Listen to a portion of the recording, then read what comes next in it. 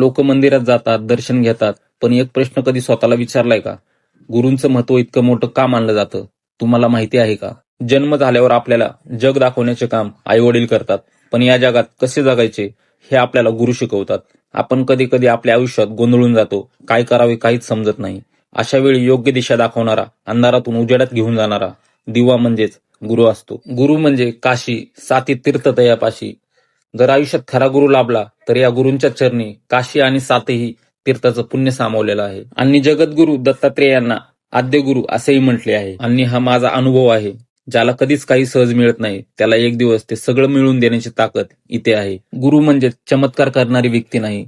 गुरु म्हणजेच आपल्या आतल्या अज्ञानाचा अंधार दूर करून ज्ञानाचा प्रकाश देणारे तत्व. म्हणूनच आपल्या संस्कृतीत म्हटलं जातं, गुरुविना ज्ञान नाही आणि ज्ञानाविना जीवनाला खरी दिशा नाही. आज तुम्ही कोणालाही गुरु माना किंवा एखाद्या महान व्यक्तीच्या विचारांना आपला मार्गदर्शक माना, पण आयुष्यात योग्य मार्ग दाखवणारा एक गुरु नक्की बनवा. कारण ज्याला गुरु मिळाला त्याला फक्त मार्गच नाही तर जगण्याचा अर्थही मिळाला. आणि वेळोवेळी ज्ञान देणाऱ्या त्या प्रत्येक व्यक्तीला गुरुपौर्णिमेच्या हार्दिक शुभेच्छा.